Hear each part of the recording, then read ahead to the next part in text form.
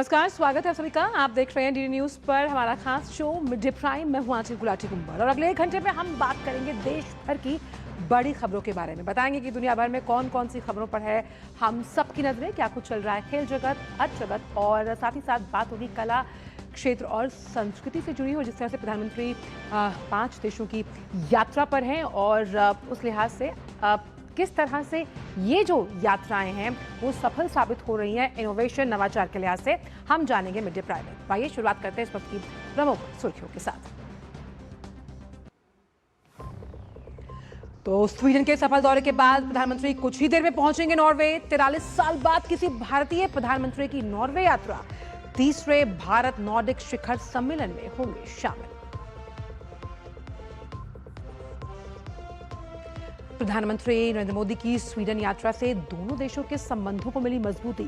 संयुक्त नवाचार साझेदारी 2.0 को और भारत स्वीडन प्रौद्योगिकी एवं कृत्रिम बुद्धिमत्ता कॉरिडोर की शुरुआत। प्रधानमंत्री ने कहा, भारत के पास दुनिया का तीसरा सबसे बड़ा स्टार्टअप इकोसिस्टम। गृहमंत्री अमित शाह का छत्तीसगढ़ दौरा। नक्सल प्रभावित इलाकों में विकास के नए मॉडल की शुरुआत। नेक्स्ट जेन सीजी डायल 112 का किया शुभारंभ। सभी 33 जिलों में मिलेगी ये सुविधा। सुरक्षा व्यवस्था को मिलेगा बड़ा विस्तार। केरल में कांग्रेस नेता वीडी सतीसन ने ली नए मुख्यमंत्री के तौर पर शपथ। यूडीएफ गठबंधन सरकार में 20 मंत्रियों में आईयूएमएल के 5 मंत्री भी होंगे शामिल। प्रधानमंत्री नरेंद्र मोदी ने दी बधाई। और डोनाल्ड ट्रंप की ईरान को नई चेतावनी। कहा, शांति समझौते के लिए समय हो रहा है खत्म। यूएई और सऊदी अरब ने कहा, उन पर हुए ड्रोन हमले।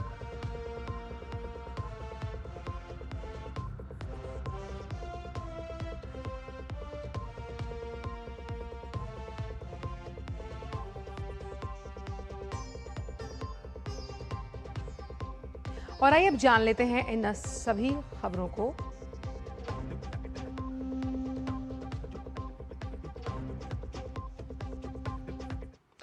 और आइए जानते हैं सभी खबरों को विस्तार के साथ। तो 2 दिन के सफल दौरे के बाद प्रधानमंत्री नरेंद्र मोदी की यात्रा का जो अगला पड़ाव है वो नॉर्वे है और वो नॉर्वे पहुंच चुके हैं। कुछ ही देर पहले प्रधानमंत्री मोदी की नॉर्वे की ये पहली यात्रा है। पिछले 43 वर्षों में नॉर्वे की यात्रा करने वाले प्रधानमंत्री मोदी पहले भारतीय प्रधानमंत्री हैं। यात्रा के दौरान वो तीसरे भारत नॉर्डिक शिखर सम्मेलन और द्विपक्षीय बैठकों में हिस्सा लेने वाले हैं। प्रधानमंत्री नॉर्वे के सम्राट हेराल्ड पंचम और महारानी सोनिया से भी भेंट करेंगे। प्रधानमंत्री नरेंद्र मोदी ने रविवार रात गोथेनबर्ग में स्वीडन के प्रधानमंत्री उल्फ क्रिस्टर्सन से बातचीत की। प्रधानमंत्री मोदी को दोनों देशों के बीच आपसी संबंधों में असाधारण योगदान के लिए, दूरदर्शी नेतृत्व के लिए स्वीडन के सर्वोच्च सम्मान royal order of the polar star degree commander grand cross से सम्मानित किया गया।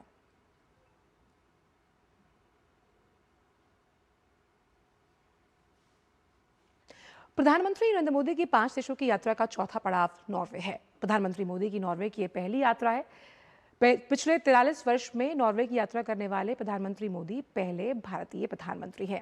यात्रा के दौरान वो तीसरे भारत नॉर्डिक शिखर सम्मेलन और द्विपक्षीय बैठकों में हिस्सा लेने वाले हैं, जैसा कि हमने आपको बताया। और वहीं प्रधानमंत्री नॉर्वे के सम्राट हेराल्ड पंचम और महारानी से भी भेंट करेंगे।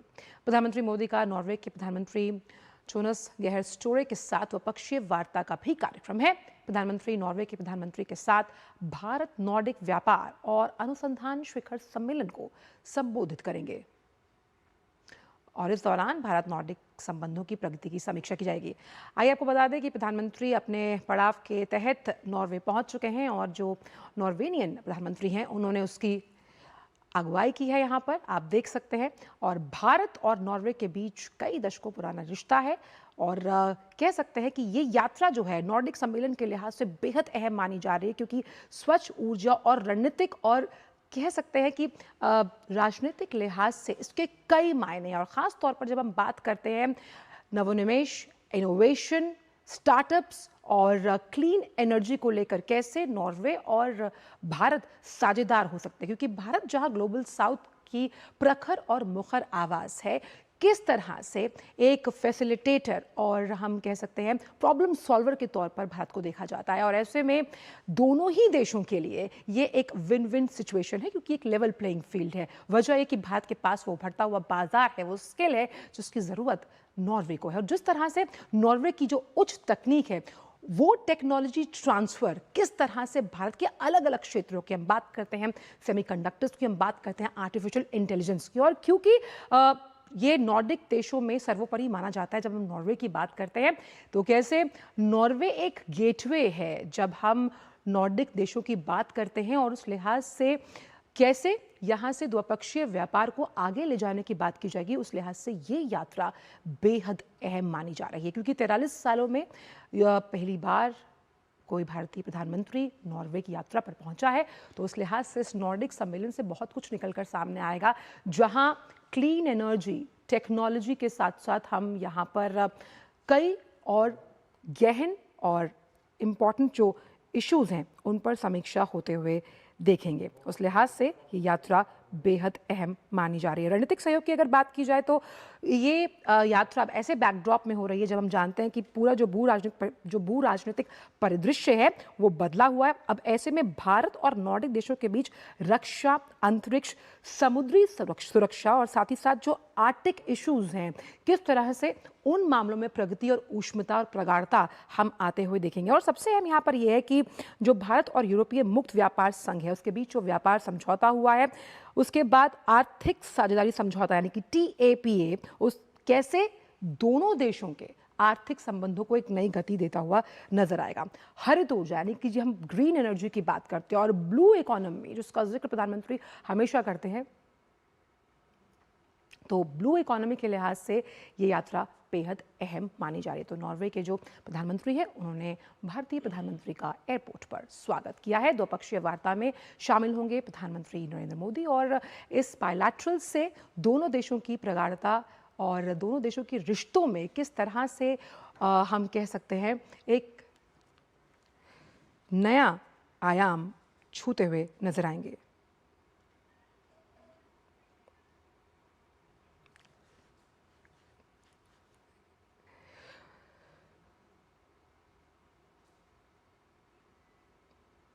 तो ये यात्रा बेहद अहम मानी जा रही है रणनीतिक लिहाज से, जहां पर हम क्लीन और ग्रीन एनर्जी के साथ साथ स्पेस सेक्टर में भी कई असीम संभावनाओं के आकाश देख रहे हैं। और यही वजह है कि इनोवेशन के साथ साथ कैसे नवोन्मेष, रिसर्च और डेवलपमेंट में नॉर्वे यहाँ पर एक अहम साझेदार के तौर पर भारत के साथ खड़ा हुआ नजर आएगा। और अर्थव्यवस्था को कई अलग अलग वो अनएक्सप्लोरेबल सेक्टर्स जिनसे कई संभावनाएं तलाशी जाती हैं रोजगार के लिहाज से, स्टार्टअप्स के लिहाज से, क्योंकि प्रधानमंत्री ने जिस तरह से कहा भी कि बहुत तीसरा सबसे बड़ा स्टार्टअप इकोसिस्टम कौन है, वो भारत है। और भारत जब उभरता हुआ बाजार आपको ट्रेड, टेक्नोलॉजी के साथ साथ वो स्किल दे रहा है, और वो डेमोग्राफिक डिविडेंड के साथ कैसे आप रिफॉर्म, परफॉर्म और ट्रांसफॉर्म कर सकते हैं, ये वो नया भारत है। तो प्रधानमंत्री नॉर्वे पहुंच चुके हैं, जहां पर नॉर्वेनियन प्रधानमंत्री ने उनका स्वागत किया। भारत नॉर्डिक शिखर सम्मेलन कल है, और उस लिहाज से ये यात्रा बेहद अहम मानी जा रही है। इसके साथ ही अगर हम देखें तो प्रधानमंत्री ने द्विपक्षीय वार्ता में जब वो शामिल होंगे तो इस बायलैटरल से बहुत कुछ निकलकर सामने आने की उम्मीद की जा रही है, जिसमें अगर हम देखें तो कैसे जो 2.73 बिलियन अमेरिकी डॉलर का द्विपक्षीय व्यापार है वो कैसे आगे बढ़ता हुआ नजर आएगा। और इसके साथ साथ सबसे अहम बात यह है कि जो ग्लोबल वेल्थ फंड है उसके जरिए कैसे नॉर्वे निवेश करेगा भारत में। आपको बताएं कि नॉर्वे का जो सॉवरेन वेल्थ फंड है वो दुनिया के सबसे बड़े सरकारी फंड्स में से एक है। अब ऐसे में भारत अपने इंफ्रास्ट्रक्चर और स्टार्टअप इकोसिस्टम के लिए इस फंड से भारी विदेशी निवेश आकर्षित करने पर लगातार जोर दे रहा है। और ऐसे में जो कई अलग अलग सेक्टर्स हैं, जब हम क्लीन एनर्जी और ग्रीन टेक्नोलॉजी की बात करते हैं, उस लिहाज से ये दौरा बेहद अहम माना जा रहा है। क्योंकि अगर हम बात करें ऑफशोर विंड एनर्जी, इस अनएक्सप्लोरेबल सेक्टर में भी नॉर्वे कैसे मददगार भारत के लिए साबित होगा, ये हमको देखना है। और रणनीतिक लिहाज से भी ये दौरा बेहद अहम है, क्योंकि जब हम बात करते हैं जलवायु परिवर्तन, carbon capture, offshore wind energy, ये कुछ ऐसे सेक्टर्स हैं जहां दोनों देश मिलकर एक दूसरे के साथ काम करेंगे। और ये काम इस हिसाब से होगा कि इन सेक्टर्स की जो रिपलिंग इफेक्ट्स हैं, यानी कि रिपलिंग पॉजिटिव इफेक्ट्स भी कई अलग अलग उसके अलाइड सेक्टर्स पर पड़ते हुए नजर आएंगे जब हम बात करते हैं ऊर्जा की, ऊर्जा सुरक्षा और संरक्षा की। और हमारे साथ भारत और नॉर्वे के इन रिश्तों पर चर्चा करने के लिए professor Gulshan Sachdeva, school of international studies and JNU से हैं, वो जुड़ चुके हैं हमारे पास खास मेहमान। प्रोफेसर गुलशन, आपका बहुत बहुत स्वागत है इस खास शो पर। पहला सवाल ये कि जिस तरह से ये ऐतिहासिक अपने आप में इसलिए है कि 43 साल बाद किसी भारतीय प्रधानमंत्री की नॉर्वे की यात्रा हो रही है और साथ ही नॉर्डिक सम्मेलन भी है, कितना अहम साझेदार आप मानते हैं आने वाले सालों में नॉर्वे को भारत के लिए? जी नमस्कार। ये इनफैक्ट ये जैसे आपने कहा बहुत महत्वपूर्ण ये प्रधानमंत्री की यात्रा है कई मायनों में। एक तो यह है कि जो इसको अलग से मुझे लगता है देखना थोड़ा मुश्किल है, क्योंकि जो हमारा पूरा ढांचा हमने जैसा यूरोप के साथ भारत का संबंध प्रगाढ़ हुए हैं पिछले कई सालों में, उसमें एक उसकी बहुत अहम कड़ी है। क्योंकि हम यूरोप को यूरोपीय संघ के साथ भी हमने स्ट्रेटेजिक पार्टनरशिप थी, उसके साथ अभी समिट हुई थी यहाँ पे जनवरी में, और उसमें ट्रेड एग्रीमेंट हमारा उनके साथ हुआ था। उसके बाद जो है अभी यात्रा जो इससे पहले प्रधानमंत्री नीदरलैंड में थे, स्वीडन में थे, तो वहाँ पे दोनों देशों के साथ भी सामरिक साझेदारी स्ट्रेटेजिक पार्टनरशिप हमने उसको एलिवेट किया है। और नॉर्वे बहुत महत्वपूर्ण देश है एक मायने में, क्योंकि ये हालांकि यूरोपीय संघ का हिस्सा नहीं है, लेकिन यूरोपीय संघ के साथ काफी जुड़ा हुआ है हर तरह से। और क्योंकि यहाँ पे खास जो इस दौरे का जो मुख्य बिंदु है, वो इंडिया नॉर्डिक समिट का वहाँ पे होना है, क्योंकि ये तीसरी समिट वहाँ पे जो हो रही है। इससे पहले एक स्वीडन में हो चुकी है और एक ये जो डेनमार्क में थी, तीसरी अभी नॉर्वे में है। और इसके अंदर जो 5 कंट्रीज हैं, उसके 3 कंट्रीज जो ईयू का हिस्सा है, 2 कंट्री नॉर्वे और आइसलैंड जो ईयू के नहीं है, लेकिन वो उनकी अपनी अपनी नॉर्डिक काउंसिल है। तो ये देश ऐसे हालांकि छोटे छोटे देश हैं, लेकिन कुल मिला के इनकी आबादी 30 मिलियन से भी कम होगी। लेकिन किसी भी मापदंड में, किसी भी इंडेक्स में अगर हम देखते हैं तो ये बहुत ही संपन्न जी। देश है, और बहुत इनके पास टेक्नोलॉजी है। और नॉर्वे ऐसा देश है हम्म। जिसके पास बहुत से ऊर्जा के साधन हैं। हम्म। क्योंकि जब यूरोप के देश जब रूस से अपना उन्होंने कम कर दिया है ऊर्जा को लेना, तो नॉर्वे एक बहुत बड़ा वहाँ उनके लिए एक साधन है, जहाँ से बाकी यूरोप के देश भी गैस और यहाँ से जो तेल वहाँ से ले रहे हैं। हम्म। और पूरे जो खासतौर से नॉर्दर्न यूरोप के जो देश हैं, वो नॉर्वे के साथ पूरे जुड़े हुए हैं पाइपलाइंस के द्वारा। उसके बावजूद भी ये है कि नॉर्वे जो है अपनी जो सारी ऊर्जा है उसका 70-80% जो है वो रिन्यूएबल से लेता है, खासतौर से जी। हाइड्रोकार्बन से। तो और हाइड्रोकार्बन को भी यूज करता है, और अपना बहुत बड़ा उनके पास साधन है ऊर्जा के भी। और बहुत से उनके पास संपन्न देश हैं। और क्योंकि हमने यूरोपीय संघ के साथ तो जो एक समझौता किया है व्यापार का, लेकिन उससे पहले हमने एफ्टा कंट्रीज के साथ भी समझौता किया था, जो ऑलरेडी लागू हो चुका है। हम्म। एफ्टा कंट्री का जो है यूरोपियन फ्री ट्रेड एरिया जो कंट्रीज हैं, उसमें नॉर्वे उसका हिस्सेदार हिस्सा है। है जी। और उसके अंदर नॉर्वे के अंदर क्योंकि जो वहां पे साधन है गैस और ऊर्जा के दूसरे, वहां पे जितना उनका वहां पे उनका जो सरमाया आता है उसका, वो वहां पे उसका अलग से एक जी। नॉर्वे पेंशन फंड है। हम्म। और उस पेंशन फंड ने पूरी दुनिया के अंदर बहुत उन्होंने निवेश किया है। और इनफैक्ट भारत के अंदर भी नॉर्वे का जो पेंशन फंड है उसका 28 बिलियन यूएस डॉलर भारत की जो मार्केट है उसके अंदर उन्होंने लगाया हुआ है। लगा जी। बहुत से ऐसी तकनीक है इन सारे नॉर्डिक देशों के पास, जो चाहते हैं, उनको लगता है कि भारत एक बहुत बड़ी मंडी है, एक बहुत बड़ी अर्थव्यवस्था है, और बहुत तेजी से उभरती हम्म। हुआ एक देश है। तो उनके साथ वो इसलिए जुड़ना चाहते हैं भारत के साथ। उनको लगता है कि जो क्योंकि उनकी मार्केट्स छोटी हैं, लेकिन तकनीक उनके पास कई तरह की है। तो भारत उनको, जैसे प्रधानमंत्री ने अपने भाषण में कल स्वीडन में भी बोला था, क्योंकि नॉर्डिक समिट में वो भी यहाँ पे आएंगे, जी। क्योंकि जो भारत है वहां पे उनको स्केल और स्पीड दे सकता है। जो उनके पास टेक्नोलॉजी है उसके अंदर भारत की मंडी के अंदर भी वो आ सकते हैं, वो भी उनको मार्केट मिल सकती है। और हमारे जो हमारा जो उद्योग जगत है उनके लिए भी अच्छी तकनीक मिल सकती है, उनको कनेक्शंस मिल जी। सकते हैं। और उनको वो उसके साथ वो पूरी दुनिया दूसरे देशों के अंदर भी अपने आप को जोड़ सकते हैं, निर्यात कर सकते हैं। तो इसलिए एक तो ये है कि कई टेक्निक्स उनके पास ऐसी हैं, इसलिए इनोवेशन फंड्स हैं, और उनके साथ स्वीडन के साथ भी, अभी नॉर्वे के साथ भी कई तरह की तकनीक के बारे में समझौते पहले भी हुए हैं और भी होने की संभावना है। बिल्कुल प्रोफेसर गुलशन, खासतौर से इसमें जो एक चीज़ ग्रीन और एनर्जी। जी, एक चीज़ जी। और समझना चाहेंगे, क्योंकि जब हम आर्टिक नेशंस की बात करते हैं तो नॉर्वे को उसका गेटवे कहा जाता है, और ख़ास तौर पर अगर माना जाए तो किस लिहाज से नॉर्वे आने वाले समय में, जब हम क्लीन एनर्जी की बात करते हैं जो कि एक बहुत बड़ा फोकस है तमाम देशों का, जिस तरह की ग्लोबल वार्मिंग की सिचुएशन से हर देश जूझ रहा है, ऐसे में नॉर्वे और भारत कैसे प्रॉब्लम सॉल्वर और फैसिलिटेटर के तौर पर काम कर सकते हैं एक दूसरे के साथ? नहीं, क्योंकि जैसे ग्रीन टेक्नोलॉजी, जैसे हमारा अपना एक पूरा एनर्जी ट्रांजिशन का हमारा एक पूरा एम्बिशन है, हमारा एक प्रोग्राम है, हम्म। जिसमें हमने बहुत बड़ा रिन्यूएबल का ऑलरेडी हमने टारगेट रखा है, और काफी बड़ा टारगेट हमने उसका ऑलरेडी अचीव भी कर लिया है।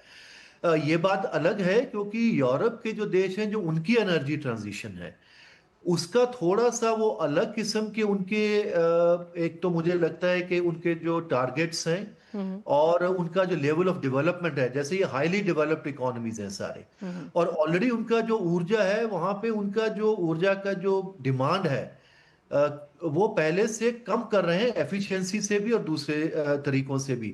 भारत जैसी जो तेजी से उभरती हुई अर्थव्यवस्था है, हम कितना भी डीकपल कर ले, लेकिन हमारी जो ऊर्जा है पहले से उसकी मांग और भी बढ़ेगी। अगर हम चाहेंगे कि 2047 तक विकसित भारत बन जाए और उसके अंदर 7-8% हमारा जो है हर साल उसका जो ग्रोथ रेट हमारा रहे, तो ऊर्जा की हमारी जो मांग है वो भी बढ़ेगी।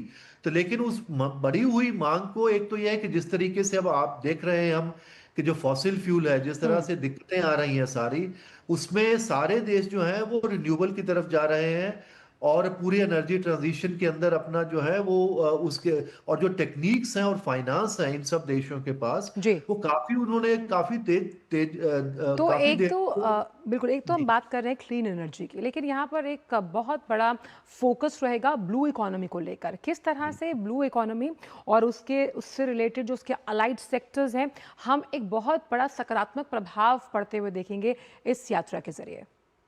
क्योंकि देखिए, ऐसे ये सारे जो देश हैं क्योंकि समुद्र के पास हैं, और ब्लू इकोनॉमी की जब हम बात करते हैं कि किस तरीके से जो पानी के साथ जो अर्थव्यवस्था जुड़ी हुई है उसको किस तरीके से हम बहुत एफिशिएंटली यूज करके लोगों को सस्टेनेबल तरीके से उसको रोजगार मिल पाए, लोगों को उससे बहुत ज्यादा आर्थिक हमको तरक्की मिल पाए।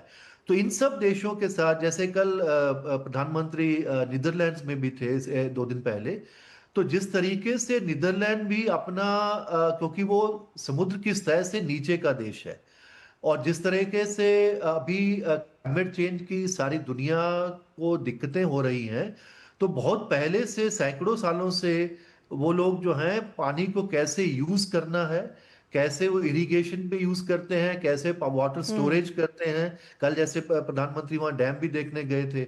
और किस तरीके से जैसे मैंने कह रहा था कि नॉर्वे खास तौर से, उनके पास इतने गैस और तेल के भंडार होते हुए भी उनकी सारी 80% जो है उनकी बिजली जो है वो हाइड्रो इलेक्ट्रिक वहां से वो अपनी लेते हैं। हम्म। तो इस तरीके कैसे वो पानी को यूज करते हैं, और पानी को यूज करके उसको सस्टेनेबल तरीके से कैसे हालांकि वो उसको उसका फायदा अर्थव्यवस्था में ले सकते हैं। और खास तौर से जो शिपिंग की बात है, क्योंकि ये सारे देश भी जो है चाहे वो पहले जी। रॉटरडम था, एक बहुत बड़ी जो है एक पोर्ट है, जी।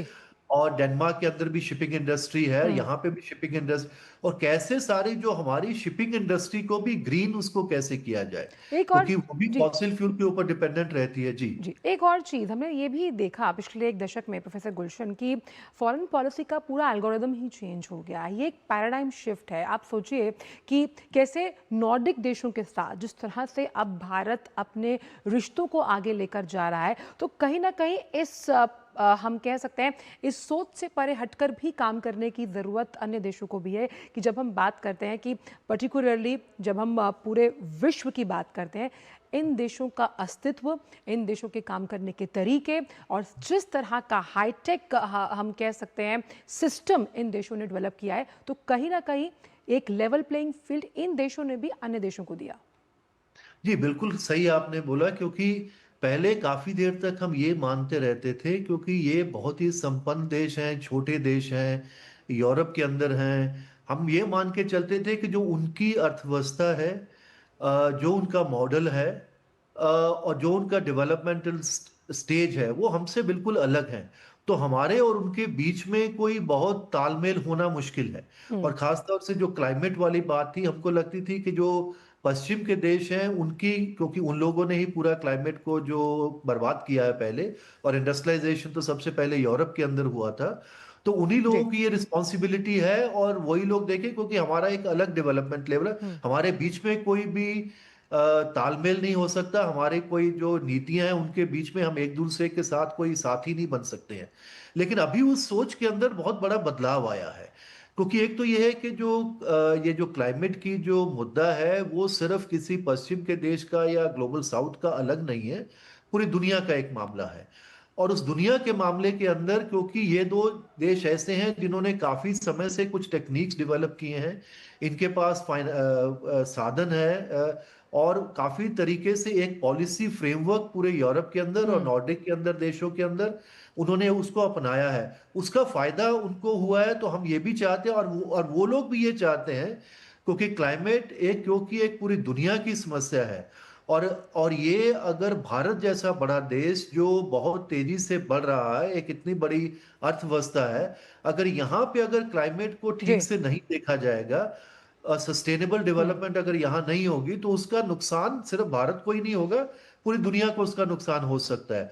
तो किस तरीके से हम साधन, हम पूरा एक जी मैकेनिज्म वो ऐसा बनाने की कोशिश कर रहे हैं कि चाहे वो छोटे देश हों, संपन्न देश हों, लेकिन वो भी हमको कुछ अपनी तकनीक दे ये बहुत सकते हैं, बड़ा हमें भाव है साझा कर भारत सकते का, हैं। बिल्कुल प्रोफेसर गुलशन, क्योंकि हम समावेशिता में विश्वास रखते हैं और यही समावेशिता कहीं ना कहीं जो तमाम दौरे प्रधानमंत्री जब करते हैं उनमें साफ नजर आती है। लेकिन किस तरह से नॉर्वे वर्कफोर्स के लिहाज से पब्लिक प्राइवेट पार्टनरशिप की हम जब बात करते हैं, क्योंकि तीसरे सबसे बड़े स्टार्टअप इकोसिस्टम का हम यहाँ जिक्र करें, उसमें नॉर्वे कैसे साझेदार हो सकता है, इस पर करेंगे चर्चा आपके साथ। लेकिन आप जुड़े रहिएगा, हम आगे भी आपके साथ इसी पूरे विषय पर चर्चा करेंगे। तो प्रधानमंत्री नरेंद्र मोदी की नॉर्वे यात्रा के मायने बहुत खास हैं, जैसे कि हम चर्चा कर रहे थे, और उनकी यात्रा को लेकर जो व्यवसाय जगत से जुड़े हुए लोग हैं, यानी कि अगर इंडस्ट्री की बात की जाए तो वो बहुत उत्साहित हैं। इन्हीं मुद्दों को लेकर डीएनवी समूह के भारत, श्रीलंका और बांग्लादेश के कंट्री चेयर अमित मित्तल ने डीडी न्यूज के साथ विशेष बातचीत की है। आइए आपको सुनवाते हैं। प्रधानमंत्री नरेंद्र मोदी की नॉर्वे यात्रा के दौरान जो सबसे प्रमुख अवयवों में से एक है, उसमें है व्यापार और किस तरह से व्यापारिक संबंधों को बढ़ावा देना। तो ऐसे में हमारे साथ हैं अमित मित्तल। सबसे पहले ये बताएं कि जो प्रधानमंत्री नरेंद्र मोदी की यात्रा हो रही है, उसमें अगर नॉर्वे के साथ भारत को व्यापारिक संबंध बनाना हो तो उसमें क्या चीज़ें हैं जो भारत को जरूर करनी चाहिए? आई थिंक ये जो टेपा एग्रीमेंट साइन हुआ है, उसमें मेन चीज़ तो यही है कि जो एफ्टा कंट्रीज़ हैं वो $15 बिलियन, $100 बिलियन इन्वेस्ट करेंगे over next 15 years and 1 million job generate करेंगे। तो this by itself I think gives a lot of impetus to the business. इससे बिजनेस में तो बढ़ावा आएगा ही आएगा। किस सेक्टर्स में आएगा, आई थिंक वो तो डेफिनेटली मैरीटाइम सेक्टर में तो आएगा ही, एनर्जी सेक्टर भी है, फूड सेक्टर है। We will see much more trade between India and Norway. लेकिन जो इंडिया की तरफ से मेरे ख्याल से सबसे ज़्यादा इंडियंस पे इम्पैक्ट पड़ेगा वो है opening up of services to these countries. Norway के जो व्यवसायी हैं, जिसमें कि आपकी भी कंपनी शामिल है, भारत में कितनी रुचि ले रही है? हमारे भी 1000 से ज़्यादा एम्प्लॉयज़ हैं इंडिया में, आर्ट सिटी में हम काम करते हैं, एंड ये तो बढ़ेगा ही। जैसे इंडस्ट्री बढ़ेगी वैसे ही हम लोग की ज़रूरत बढ़ेगी, एश्योरेंस कंपनीज की ज़रूरत बढ़ेगी, एंड हम तो सोच रहे हैं कि इंडस्ट्री के साथ साथ हमारा भी काफ़ी फुटप्रिंट बढ़ना चाहिए इंडिया में। भारत और नॉर्वे के बीच में व्यापारिक जो संबंध हैं उन संबंधों में बहुत सारी संभावनाएं हैं और दोनों देशों को इन संभावनाओं के लिए प्रयास काफ़ी करने चाहिए। कैमरा पर्सन लोकनाथ के साथ नॉर्वे की राजधानी ओस्लो से मैं अखिलेश सुमन, डीडी न्यूज़ के लिए। तो वक्त मिड प्राइम में एक छोटे से ब्रेक का, ब्रेक के उस पार भी ये खबरों का सिलसिला रहेगा जारी। आप देखते रहिए डीडी न्यूज़। यार कल सेंसस वाले आए थे, सारा प्रोसेस तो मोबाइल एप्लीकेशन से हो गया, ऑनलाइन डिजिटल था, लेकिन थोड़ा टाइम लग गया यार। अच्छा, टाइम लग गया? हाँ यार। लगता है मेरी बारी। हाँ, जा देख ले।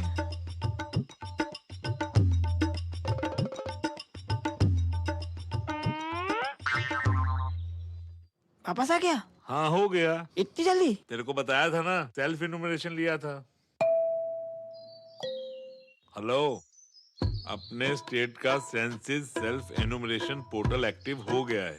जल्दी से फॉर्म भर ले, जल्दी से भर ले फॉर्म। भूल गया यार। बस तेरी वही पुरानी आदत। आईडी दिखाई, कंफर्म किया और मिनटों में काम हो गया।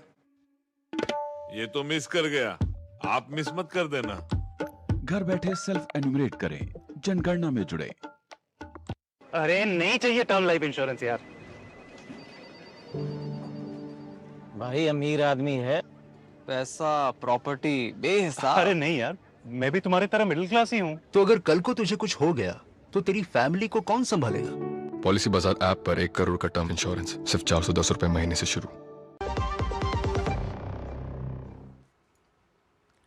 ब्रेक के बाद का स्वागत। बढ़ते हैं आगे। तो बीते कुछ वर्षों में भारत के नॉर्डिक देशों के साथ संबंधों में एक बड़ा सकारात्मक बदलाव देखने को मिला। प्रधानमंत्री मोदी की अगुवाई में 2018 और 2022 के बाद अब तीसरा भारत नॉर्डिक शिखर सम्मेलन होने जा रहा है। स्टॉकहोम में हुआ था, फिर स्वीडन में हुआ, लेकिन आखिरकार क्यों अहम है इन देशों के साथ, जो तमाम नॉर्डिक देश हैं उनसे भारत के संबंध क्यों जरूरी है, देखते हैं इस रिपोर्ट के जरिए। प्रधानमंत्री नरेंद्र मोदी के नेतृत्व में दुनिया के अनेक देशों के साथ भारत के संबंधों में क्रांतिकारी परिवर्तन देखने को मिला है। इस सूची में यूरोप में बसे नॉर्डिक देशों का नाम भी आता है, जिसमें नॉर्वे, स्वीडन, फिनलैंड, डेनमार्क और आइसलैंड शामिल हैं। पीएम मोदी के प्रयासों से 2018 में पहले भारत नॉर्डिक शिखर सम्मेलन का आयोजन हुआ था, जिसके बाद अब अपनी यूरोप यात्रा के दौरान प्रधानमंत्री मोदी तीसरे भारत नॉर्डिक शिखर सम्मेलन में भी शामिल हो रहे हैं। प्रधानमंत्री मोदी 18 से 19 मई तक नॉर्वे की यात्रा कर रहे हैं, जहां वो इस सम्मेलन में हिस्सा ले रहे हैं। ये प्रधानमंत्री मोदी की नॉर्वे की पहली यात्रा है और किसी भारतीय प्रधानमंत्री का 43 वर्षों में नॉर्वे का पहला दौरा है। लगभग 2 करोड़ 70 लाख आबादी वाले 5 नॉर्डिक देश $1.5 ट्रिलियन जीडीपी के साथ यूरोप की करीब 5वीं सबसे बड़ी अर्थव्यवस्था बनाते हैं। नॉर्डिक क्षेत्र के प्रति व्यक्ति जीडीपी पूरे यूरोपीय संघ के औसत से लगभग 2 गुना है। वहीं इन देशों के करीब 60 कंपनियां फोर्ब्स की दुनिया की 2000 सबसे बड़ी सार्वजनिक रूप से सूचीबद्ध कंपनियों में शामिल हैं। भारत के साथ भी नॉर्डिक देशों के संबंध लगातार गहरे हो रहे हैं। 700 से अधिक नॉर्डिक कंपनियां भारत में काम कर रही हैं। वहीं करीब 150 भारतीय कंपनियां भी नॉर्डिक क्षेत्र में अपनी मौजूदगी रखती हैं। नॉर्डिक देशों के साथ भारत का वस्तुओं और सेवाओं का द्विपक्षीय व्यापार $19 अरब तक पहुंच गया है, जिसमें दोनों निर्यात और आयात लगभग $9.5 अरब है। भारत और नॉर्डिक देश लगातार स्वच्छ ऊर्जा, circular economy, smart city, shipping, AI, डिजिटलीकरण और स्थिरता से जुड़ी अन्य पहलों में सहयोग बढ़ा रहे हैं। पीएम मोदी की मौजूदगी में स्वीडन की राजधानी स्टॉकहोम में 2018 में हुए पहले भारत नॉर्डिक शिखर सम्मेलन के जरिए दोनों पक्षों के बीच संबंधों में नए अध्याय की शुरुआत हुई थी। इस सम्मेलन में नवाचार, प्रौद्योगिकी, जलवायु परिवर्तन, व्यापार, समुद्री सहयोग और डिजिटलीकरण जैसे क्षेत्रों में सहयोग पर जोर दिया गया। वहीं डेनमार्क के कोपेनहेगन में 2022 में हुई दूसरी भारत नॉर्डिक समिट में नवीकरणीय ऊर्जा, कोविड के बाद की रिकवरी, आर्कटिक क्षेत्र से जुड़े मुद्दों और सतत विकास के क्षेत्रों में सहयोग का विस्तार किया गया। नॉर्डिक देश इनोवेशन, ग्रीन टेक्नोलॉजी और संस्थागत पूंजी के साथ दुनिया में एक मजबूत स्थान रखते हैं, जबकि भारत एक बड़ा मार्केट और टैलेंट पूल प्रदान करता है। ऐसे में दोनों पक्षों के बीच जारी सहयोग की असीम संभावनाएं मौजूद हैं। Bureau report, TD news. और भारत और नॉर्वे के रिश्तों के बारे में लगातार हम चर्चा कर रहे हैं। हमारे साथ प्रोफेसर गुलशन जुड़े हुए हैं। प्रोफेसर गुलशन, ख़ास तौर पर अगर हम देखें तो तमाम जो नॉर्डिक देश हैं, और अगर इसमें हम नॉर्वे की बात कर रहे हैं तो जनसंख्या इनकी बहुत कम है, लेकिन उस कम जनसंख्या के बाद भी जो कई ऐसी फ्लैगशिप हम कह सकते हैं कार्यक्रम भारत सरकार के हैं, जिसमें हम डिजिटल इंडिया की बात करते हैं, मेक इन इंडिया की बात करते हैं, इस कॉन्सेप्ट के साथ आत्मसात करते हुए नजर आते हैं ये तमाम देश। जी बिल्कुल, क्योंकि ये है कि जैसा आपकी रिपोर्ट में बताया, भले ही ये 28 मिलियन की वहाँ की आबादी है पांचों को मिलाने के बाद, लेकिन 1.5 ट्रिलियन की इकोनॉमी की हम बात कर रहे हैं। और सबसे बड़ी चीज़ ये भी है कि इन देशों से ये भी पूरी दुनिया को सीखने को मिलता है, क्योंकि जो नॉर्डिक मॉडल है, जो नॉर्डिक सोशल वेलफेयर मॉडल है, उस टाइप का वेलफेयर मॉडल पूरी दुनिया में कहीं नहीं है।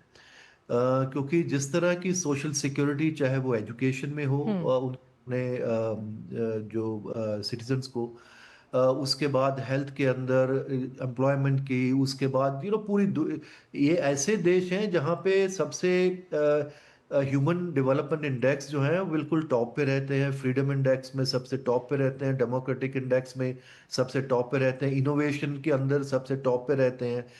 और इतनी कंपनीज हैं यहाँ के अंदर, इन नॉर्डिक कंट्रीज को अगर हम देखते हैं तो हमने देखा कि इवन जब मोबाइल का ज़माना शुरू हुआ था तो सबसे पहले नोकिया के फ़ोन थे। जी। कितने सालों तक नोकिया ने पूरी दुनिया के अंदर एक तरीके का उसका साम्राज्य था। वो फिनलैंड से आया था, एक छोटा सा देश है जहाँ से मोबाइल शुरू हुए, और उसके बाद जो है अभी भी ऐसा नहीं खत्म हो गया, लेकिन दूसरे अब और अमेरिकन और आईफोन और वो सब आ गए।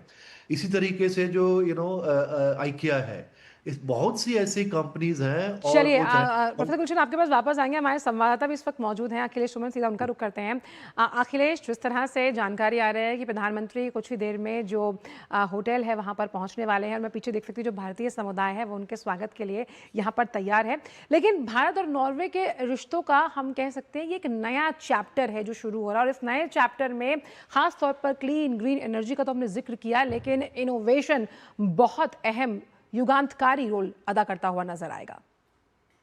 देखिए, निश्चित तौर पे आंचल, जो स्थिति नॉर्वे के कई तरह के लोगों से मैंने बात की, मैं परसों से ही आया हुआ हूँ यहाँ, और नॉर्वे के लोगों के मन में भारत और भारतीय लोगों के बारे में काफी विश्वास है। और जैसा कि मुझे पता चला कि यहाँ जितने अन्य देशों के लोग रहते हैं उसमें सबसे ज्यादा योगदान जो है वो भारतीय लोगों का रहा, और इसकी वजह से भी नॉर्वे के लोगों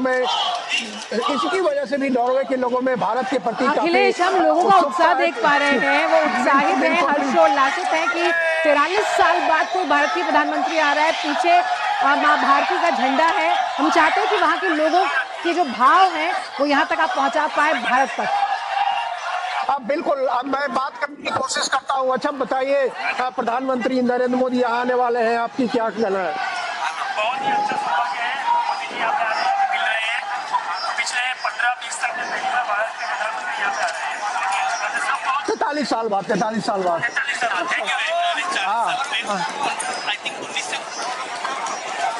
हमें बहुत खुशी है कि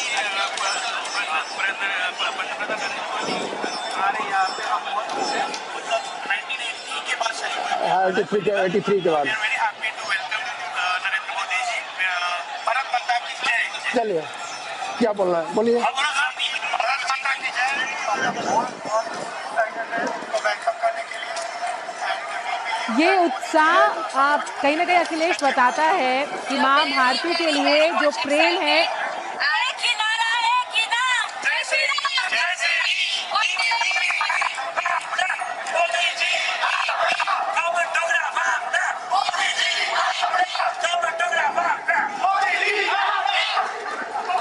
तो शीतल, आप देख रही हैं कि लोगों का किस तरीके से उत्साह है, और ये लोग, बहुत सारे लोग यहाँ सुबह 6 बजे से ही आ गए हैं, और बड़ी संख्या में तकरीबन सभी तबके के लोग हैं इसमें। कई तरह के व्यवसाय में लगे हुए लोग हैं, कई लोग नौकरी पेशा लोग हैं, कई बुजुर्ग भी हैं, कई नौजवान भी हैं, महिलाएं हैं, पुरुष हैं, सब तरह के लोग हैं। तो निश्चित तौर पे नॉर्वे में जब 43 साल बाद भारत का कोई प्रधानमंत्री पहली बार आ रहा है, तो नॉर्वे के लोगों में तो एक उत्साह है ही, नॉर्वे में रहने वाले भारतीय लोगों में काफी उत्साह है, और भारतीय लोगों ने काफी मेहनत से अपनी यहाँ एक इमेज बनाई है, अपने यहाँ एक ऐसी तस्वीर प्रस्तुत की है भारत के बारे में, ताकि नॉर्वे के लोगों में भारत के प्रति एक अगाध विश्वास पैदा हुआ है कि भारत के लोग जब यहाँ आते हैं, कहीं भी जाते हैं, तो वो काम करते हैं, वो किसी अन्य तरह के गलत कामों में नहीं लगते, वहाँ यहाँ के विकास में, अपनी जिंदगी के विकास में काम करते हैं, चाहे तो प्रोफेशनली हो, चाहे तो बिजनेस के द्वारा हो, या अन्य किसी के इस तरह की सेवा के माध्यम से। तो यह जो नॉर्वे के अंदर जो विश्वास बनाया है भारत के लोगों ने, और उसी भारत के लोगों का एक हिस्सा आप देख रहे हैं कि यहाँ पे नारे लगा रहे हैं भारत के बारे में, प्रधानमंत्री नरेंद्र मोदी के बारे में। कॉन्टैक्ट जो है, और इसी सॉफ्ट डिप्लोमेसी के जरिए प्रधानमंत्री हमेशा जब भारतीय समुदाय से मिलते हैं, उनके इस अभिवादन को बहुत हर्षोल्लासित तौर पर स्वीकार करते हैं। ये तस्वीरें हम लगातार दिखाएंगे। साथ ही साथ अगर देखें अखिलेश, तो भारत और नॉर्वे के जो द्विपक्षीय संबंध हैं वो लगातार बढ़ते हुए नजर आ रहे हैं, और ऐसे में आर्टिफिशियल इंटेलिजेंस उसमें एक नया, हम कह सकते हैं, आयाम गढ़ेगा आने वाले सालों में। निश्चित तौर पे जैसे प्रोफेसर गुलशन सचदेवा भी बोल रहे थे, और नॉर्वे के अंदर जो मैंने जितना घूम कर देखा कि देखिए नॉर्वे की जो जनसंख्या घनत्व है बहुत कम है भारत की तुलना में। अगर देखें तो 1 स्क्वायर किलोमीटर में 15 लोग रहते हैं, और भारत में अगर देखेंगे तो 1 स्क्वायर किलोमीटर में 450 से 500 लोग रहते हैं। तो फर्क है। दुनिया का सबसे बड़ा देश जनसंख्या के मामले में भारत है। नॉर्वे जो है दुनिया की सबसे जो उत्तम तकनीकों में से एक है, जो ग्रीन टेक्नोलॉजी नॉर्वे के पास है, एक स्मार्ट गवर्नेंस का मॉडल नॉर्वे के पास है, और ऐसे में भारत और नॉर्वे के बीच का जो संबंध है वो काफी आम है, क्योंकि ग्रीन टेक्नोलॉजी की जरूरत है। आप देख रहे हैं कि जिस तरीके से मिडिल ईस्ट में जो पूरा वेस्ट एशिया में जो अभी डिस्टर्बेंस है, रशिया यूक्रेन के संघर्ष की वजह से अभी डिस्टर्बेंस है, ऐसे में हरी टेक्नोलॉजी अगर हमारे पास आती है, और उस हरी टेक्नोलॉजी में अगर नॉर्वे का सहयोग मिलता है, तो ये कह सकते हैं कि ऊर्जा सुरक्षा के मामले में भारत जैसे देश के लिए बहुत ही महत्वपूर्ण है। और नॉर्वे ने आर्कटिक में हमारा सहयोग किया है। आर्कटिक में जो परमानेंट रिसर्च मिशन है नॉर्वे में ही स्थापित है हमारा, और आर्कटिक हम ऑब्जर्वर स्टेट में काउंसिल में है। तो निश्चित तौर पे आर्कटिक का जो रिसोर्स है उसका किस तरीके से दोहन किया जाए, आर्कटिक में क्या तरह के संसाधन है, उसका किस तरीके से सस्टेनेबल एक ऐसा स्थिति बने ताकि पर्यावरण को भी नुकसान न हो, क्लाइमेट चेंज को भी रोका जाए। आपने बहुत अहम बात की। इसी पर एक टेक ले लेते हैं प्रोफेसर गुलशन से, और हम लोगों का उत्साह वहाँ पर देख पा रहे हैं कि जब हम आर्कटिक की बात करते हैं तो आर्कटिक की परिषद के गठन में नॉर्वे का बहुत बड़ा हाथ था, और ऐसे में जिस आर्कटिक को आज से कई साल पहले बहुत दूर और बहुत अनएक्सप्लोरेबल माना जाता था, इस यात्रा से अगर हम देखें तो आर्कटिक के रास्ते भी खुलते हुए नजर आते हैं द्विपक्षीय व्यापार के लिहाज से। देखिए निश्चित तौर पे आर्कटिक एक ऐसी जगह है जहाँ की पूरी दुनिया के रिसर्च हो रहे हैं, क्योंकि आर्कटिक पिघले नहीं, लेकिन आर्कटिक के जो संसाधन है उन संसाधनों का उपयोग मानव के रूप में मानव जाति के लिए हो पाए, तो उस आर्कटिक में भारत का शामिल होना, निश्चित तौर पे भारत आर्कटिक का ज्योग्राफिकल कंट्री नहीं है, भारत आर्कटिक का भौगोलिक उसका कोई जुड़ाव नहीं है, लेकिन जिस तरीके से नॉर्वे के साथ आर्कटिक का जुड़ाव है, रूस के साथ आर्कटिक का जुड़ाव है, ऐसे में भारत को नॉर्वे ने जो जगह दी है आर्कटिक में, निश्चित तौर पे एक बहुत ही महत्वपूर्ण निर्णय कह सकते हैं कि नॉर्वे का है, क्योंकि भारत जो है वो सतत विकास के रास्ते पे आगे बढ़ रहा है, लेकिन भारत की चिंता यह भी है कि भारत की जो पर्यावरण को नुकसान नहीं हो, जो इकोलॉजिकल सिस्टम है वो इकोलॉजिकल सिस्टम बनी रहे, और उसके साथ साथ दुनिया में जो आर्कटिक के रिसोर्सेज है उसका फायदा मिल सके। तो निश्चित तौर पे एक बहुत ही महत्वपूर्ण है। हमारे साथ एक यहाँ अतिथि है, वो कुछ बात करना चाहते, कुछ संदेश देना चाहते, बताइए।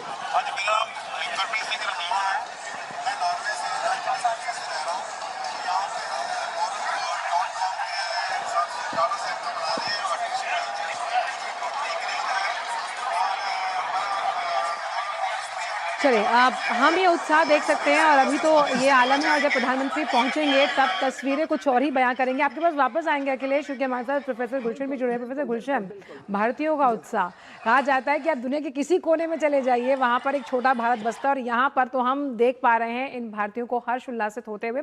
और साफ तौर पर हमने जिस तरह से प्रधानमंत्री का एक हम देख सकते हैं यात्रा का ग्राफ देखा है, वहां पर पीपल टू पीपल कांटेक्ट पर प्रधानमंत्री हमेशा से जोर देते आए हैं और सॉफ्ट डिप्लोमेसी के लिहाज से वो यात्राएं बेहद सफल साबित हुई हैं। जी, इनफैक्ट ये तो प्रधानमंत्री जब भी कहीं जाते हैं और भारतीय तो पूरी दुनिया में बसे हुए हैं और उनसे जुड़ना, उनसे बातचीत करना और उनको भारत के बारे में, जो भारत में विकास हो रहा है उसके बारे में उनको जागरूक कराना, और उनको ये भी संदेश देता है कि जो वहाँ की जो होस्ट गवर्नमेंट है कि जो भारत सरकार से भी जो भारत से लोग जुड़े हुए हैं, भले ही वो वहाँ पे दशकों से रह रहे हों।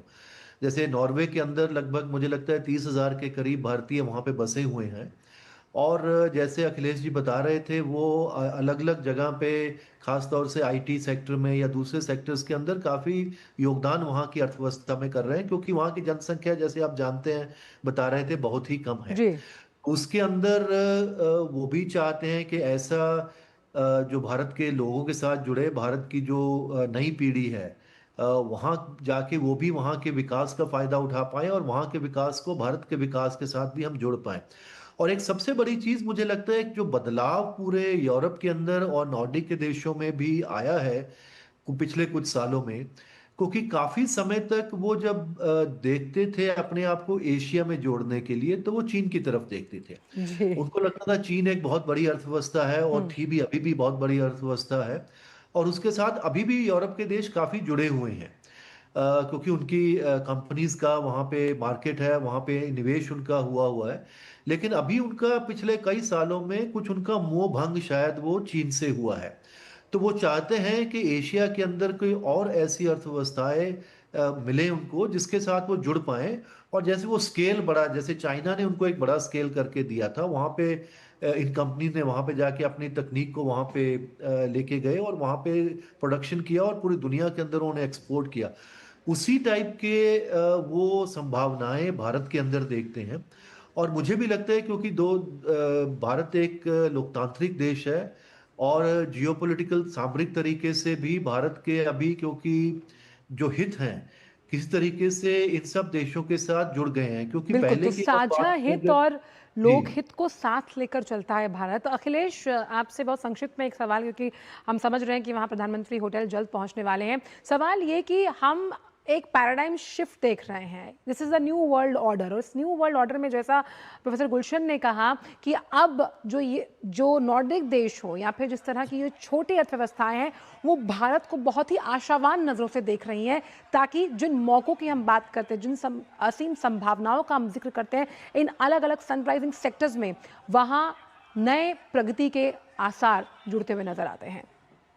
निश्चित तौर पे आंचल पिछले कुछ दिनों हुआ क्या कि जब अमेरिका ने टैरिफ वार एक तरीके से पूरी दुनिया पे छोड़ दिया, तो उसके बाद पूरी दुनिया के जो अन्य जो विकसित इकोनॉमीज थी उनको जरूरत पड़ी कि केवल अमेरिका पर निर्भरता उचित नहीं है, और इसलिए दुनिया के अन्य जगहों पे उसने तलाशने शुरू किए। और इसकी वजह से आपने देखा कि जैसा कि उर्सुला वॉन डर लेयन जो यूरोपीय यूनियन की अध्यक्ष, उन्होंने कहा कि देखिए ये मदर ऑफ ऑल डील्स हम करने वाले हैं। फ्री ट्रेड एग्रीमेंट इंडिया और यूरोपीय यूनियन के बीच में फ्री ट्रेड एग्रीमेंट हुआ, उसके पहले एफ्टा साइन हुआ, जो यूरोप के अन्य देश थे उनके साथ एक फ्री ट्रेड एग्रीमेंट 2025 में साइन हुआ। तो निश्चित तौर पर यूरोप का बहुत बड़ा आकर्षण का केंद्र एक भारत बना है, और इसका कारण यह है कि देखो भारत की जो तस्वीर बनी है पूरी दुनिया में, वो तस्वीर बनी है कि भारत के लोग लगातार काम पे लगे रहते हैं। चाहे भारत में भीड़ भाड़ हो, लेकिन जो भी विदेश का आदमी आता है वो देखता है कि भारत का हर आदमी अगर हड़बड़ी में है तो इसलिए है कि वो कोई ना कोई काम करना चाहता है। भारत के लोग बाहर भी जो लोग हैं वो अपने काम की वजह से बाहर में जमे हुए हैं, काम की वजह से उनकी एक छवि बनी है, और इसकी वजह से प्रवासी भारतीय जो लोग हैं एक तरीके से एम्बेसडर बन के पूरी दुनिया में गए और नॉर्वे में भी आए हैं। और इसीलिए नॉर्वे हो, नॉर्डिक कंट्री हो, यूरोप के अन्य जो देश हो, उन्होंने भारत में रुचि लेनी शुरू की। और उसके बाद जब प्रधानमंत्री नरेंद्र मोदी ने जब ईज ऑफ बिजनेस की बात कही, जो पूरा वन विंडो सिस्टम कई जगह पे शुरू किया, उसके अलावा उन्होंने यह कहा कि तो देखिए भारत में आई है, make in India, make for the world, Bharat ने बनाई है और पूरी दुनिया में निर्यात कीजिए। तो ये जो एक अल्टरनेटिव एक जगह दिया भारत ने, और उसकी वजह से दुनिया के जो विकसित इकोनॉमीज है, खासकर यूरोप की इकोनॉमीज, उनको लगा कि भारत एक बहुत बड़ा केंद्र बन सकता है। और इसी की वजह से हमारे प्रवासी भारतीय, हमारे डिप्लोमेट, प्रधानमंत्री नरेंद्र मोदी का लगातार आग्रह, इन सारी चीजों की वजह से नॉर्डिक देश, नॉर्वे या यूरोप के अन्य देश जो है वो भारत की तरफ आकर्षित हो रहे हैं और हुए हैं। और निश्चित तौर पे और हो भी क्यों ना अखिलेश, क्योंकि जब हम जिस तरह की अनिश्चितताओं को वैश्विक वर्ल्ड ऑर्डर में देख रहे हैं, भारत कहीं ना कहीं बहुत ही कंफर्टेबल पोजीशन में, और जब हम आर्थिक व्यवस्था को सुदृढ़ सशक्त बनाने की बात करते हैं, आत्मनिर्भर बनाने की बात करते हैं, तो भारत एक ब्राइट स्पॉट है। बहुत बहुत शुक्रिया आपका अखिलेश। हम वापस आएंगे आपके पास, प्रधानमंत्री जल्द पहुंचेंगे होटल, और हमारे साथ प्रोफेसर गुलशन जुड़े हुए। प्रोफेसर गुलशन, क्योंकि यहाँ बात जब हम वर्क फोर्स की करते हैं तो ऐसा नॉर्वे में माना जाता है कि जो वर्क फोर्स है वो स्वतंत्र है ऑप्शंस को लेकर, अपॉर्चुनिटीज़ को लेकर, और इस तरह की सोच भारत में भी है। तो कहीं ना कहीं दो देशों की ये पॉजिटिव केमिस्ट्री भी कहीं ना कहीं जब हम वर्ल्ड ऑर्डर और जिस न्यू वर्ल्ड ऑर्डर की बात करते हैं उसमें बहुत कारगर साबित होती हुई नजर आती है। जी बिल्कुल, आपने सही कहा, क्योंकि जो मैं पहले बता रहा था, क्योंकि उनका जो मोह पहले चीन की तरफ था, वो मोह भंग इसलिए उसका कारण है क्योंकि एक तो ये है कि जो जिस तरीके की वैल्यूज़ भारत की हैं, डेमोक्रेटिक कंट्री है, मल्टीकल्चरल कंट्री है, और जिस तरीके से सामरिक जो पूरी दुनिया के जो संबंध बन रहे हैं, जो समीकरण बन रहे हैं, उसके अंदर भारत और यूरोप के देशों की एक समझ बन रही है। चाहे वो इंडो पैसिफिक का इलाका हो, चाहे वो जैसे इनफैक्ट अभी जैसे अखिलेश जी कहते हैं जो ट्रांस अटलांटिक उनकी एक सबसे बड़ा पार्टनरशिप, जिसके बेस पे पूरे का पूरा पिछले कई दशकों से वहाँ का जो सिक्योरिटी, वहाँ की जो पूरे यूरोप की उसके ऊपर दारोमदार थी, अभी भी है काफी हद तक, लेकिन उनसे भी उनका मोह भंग हो रहा है। जैसे अभी हमने देखा जो पूरा ग्रीनलैंड का जो एपिसोड हुआ, जो कि पूरा वही नॉर्डिक का पूरे का इलाका है, डेनमार्क का ही वो हिस्सा था, तो वहां से भी उनको काफी चिंता है। अमेरिका से, चीन से अलग किस्म की चिंता है, रूस से उनको अलग किस्म की चिंता है, क्योंकि रूस बिल्कुल नॉर्डिक के साथ जुड़ा हुआ है, फिनलैंड वगैरह के तो उनकी बॉर्डर है उनके साथ। तो उसका हमने ये भी नतीजा देखा कि फिनलैंड और स्वीडन जो है बिल्कुल एक तरीके से बहुत देर से जो तटस्थ देश थे वो भी नेटो का हिस्सा बन गए उसके बाद से। तो ये सारे जो समीकरण जो बदल रहे हैं, चाहे वो आर्थिक समीकरण हो, चाहे वो राजनीतिक और ये जो स्ट्रेटेजिक जो सारी चीजें बदल रही हैं, उसके अंदर भारत जो है उनको लगता है कि एक अच्छा साझेदार, एक अच्छी अर्थव्यवस्था, कहीं ना कहीं हम मानते प्रोफेसर गुलशन की कुशनिंग इफेक्ट भारत इस तरह के देशों को देता हुआ नजर आता है, यानी कि जहां समावेशिता का भाव है, ऐसा नहीं कि आपकी अर्थव्यवस्था इतनी बड़ी और दूसरे की इतनी छोटी, ये जो भाव है वो समता का है, समानता का है, और ये इक्वालिटी की अप्रोच जो है वो कहीं ना कहीं देशों को पास लेकर आती है भारत के। आपके पास वापस आऊंगी प्रोफेसर गुलशन, और एक और खबर आ रही है इसी नॉर्वे की यात्रा से जुड़ी हुई। तो प्रधानमंत्री नरेंद्र मोदी नॉर्वे पहुंचने से पहले उन्होंने स्वीडन यात्रा पर सोशल मीडिया पर एक पोस्ट किया है, और पोस्ट में क्या लिखा है आइए वो करते हैं आपके साथ साझा। प्रधानमंत्री ने लिखा कि स्वीडन की मेरी यात्रा के कई महत्वपूर्ण परिणाम रहे जो भारत स्वीडन संबंधों को एक नई गति प्रदान करेंगे। हमारे संबंधों को रणनीतिक साझेदारी के स्तर तक ले जाने से लेकर संयुक्त नवाचार साझेदारी 2.0 और भारत स्वीडन प्रौद्योगिकी, साथ ही साथ कृत्रिम बुद्धिमत्ता यानी कि आर्टिफिशियल इंटेलिजेंस गलियारे की शुरुआत करने तक, और अगले 5 वर्षों में द्विपक्षीय व्यापार को दोगुना करने का महत्वाकांक्षी लक्ष्य निर्धारित करने तक ये चर्चाएं अत्यंत सार्थक रहीं। मैं स्वीडन की जनता, स्वीडन की सरकार और प्रधानमंत्री उल्फ क्रिस्टर्सन का उनके स्नेह और मित्रता के लिए आभार व्यक्त करता हूं। तो प्रधानमंत्री ने स्वीडन की जनता का आभार व्यक्त किया, साथ ही साथ प्रधानमंत्री ने एक वीडियो भी साझा किया है, आइए आपको दिखाते हैं।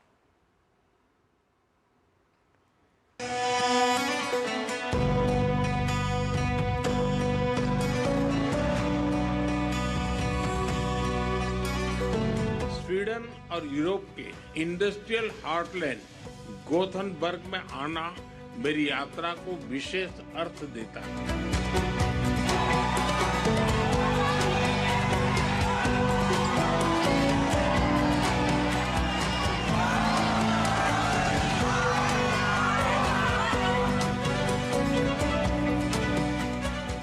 मुझे स्वीडन के royal order of the polar star के सर्वोच्च सम्मान से सम्मानित किया गया। यह 140 करोड़ भारतवासियों का सम्मान है। हर क्षेत्र में हमारे बढ़ते सहयोग को देखते हुए हमने हमारे संबंधों को स्ट्रेटेजिक पार्टनरशिप के सूत्र में बांधने का निर्णय लिया। फास्टेस्ट ग्रोइंग मेजर इकोनॉमी के रूप में भारत आज एक नए आत्मविश्वास के साथ आगे बढ़ रहा है। पिछले 12 वर्षों में भारत रिफॉर्म, परफॉर्म और ट्रांसफॉर्म के मूल मंत्र पर चला है और सरकार की पॉलिटिकल विल से यह रिफॉर्म एक्सप्रेस फुल स्पीड पर आगे बढ़ रही है। Exit Bharat. Sweden and the entire European Union will be India's partners on this journey, all the way to 2047 and beyond. Dear Narendra, this dynamic new era in EU-India relations opens historic opportunities, and we are determined to seize them.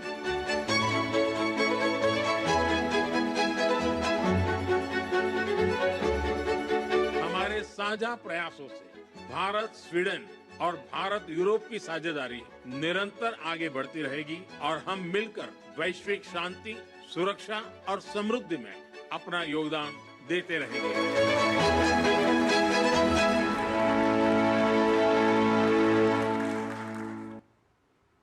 तो साफ तौर पर ये एक नया युग है, ऐसा युग जहां पर आर्थिक विकास की बात तो है ही साथ किस तरह से हम जब हरित क्रांति की बात करते हैं उस लिहाज से भी ये जो दौरे हैं वो अपने आप में सार्थक साबित होंगे। हमारे साथ प्रोफेसर गुलशन जुड़े हुए हैं। प्रोफेसर गुलशन, जिस तरह से प्रधानमंत्री ने अपनी स्वीडन यात्रा के दौरान, यानी कि जब स्वीडन यात्रा उन्होंने ख़त्म की और अभी वो नॉर्वे पहुंच चुके हैं, उन्होंने एक पोस्ट किया। साफ तौर पर उन्होंने कहा कि जिस तरह से हम सतत विकास की बात करते हैं और इस सतत विकास को आगे ले जाने में इन देशों का अहम योगदान है और कैसे इसमें हम टेक्नोलॉजी को जोड़ रहे हैं और आर्टिफिशियल इंटेलिजेंस। मुझे आज भी याद है प्रधानमंत्री ने अमेरिकी दौरे पर जब वो एक यात्रा पर गए थे, उन्होंने कहा था कि आर्टिफिशियल इंटेलिजेंस के लिए तमाम टेक्नोक्रेट्स को they have to pull up their socks, क्योंकि कहीं ना कहीं जो एक सोशल रिस्पॉन्सिबिलिटी है वो भी बहुत अहम जिम्मेदारी है।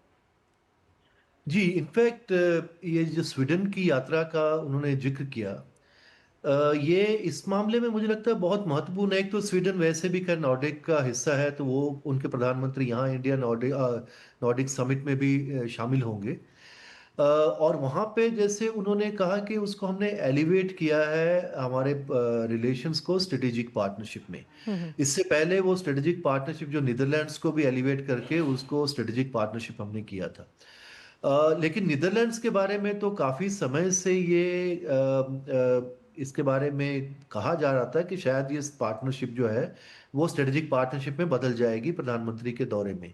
लेकिन जो स्वीडन वाला जो है ये काफ़ी एक अच्छा कदम और सोचा समझा कदम है, क्योंकि अभी जैसा हमारी स्ट्रेटेजिक पार्टनरशिप सिर्फ यूरोपीय संघ के साथ नहीं है। वहाँ पे हमने देखा कि इस मीटिंग में जो व्यापार जगत के साथ वहाँ पे यूरोप के लोगों के साथ बात हो रही थी, उसमें यूरोपीय संघ की जो प्रेसिडेंट उर्सुला फॉन डर लेयन वो भी वहाँ पे बैठी हुई थी और उन्होंने भी अपना भाषण दिया। तो वो उसके बाद क्योंकि भारत ने, जैसे उन्होंने कहा कि 2000 वहाँ के प्रधानमंत्री ने, स्वीडन के प्रधानमंत्री ने कहा कि 2047 तक हम भारत की यात्रा में उनके साथ हैं। इसी तरीके से मुझे लगता है कि भारत को भी ये इस बात की अभी मुझे लगता है कि पूरी क्लैरिटी है, क्योंकि इस पूरे जो बदलते हुए घटनाक्रम के अंदर भले ही यूरोप के अंदर भी अपनी कुछ दिक्कतें हों, वहाँ पे भी कुछ प्रॉब्लम्स रही हो, लेकिन उसके बावजूद भी एक बहुत बड़ी अर्थव्यवस्था है। अभी भी $20 ट्रिलियन की अर्थव्यवस्था पूरे यूरोप के अंदर है और पूरे तरीके से वो पूरी दुनिया के अंदर ये अर्थव्यवस्था इंटेग्रेटेड है।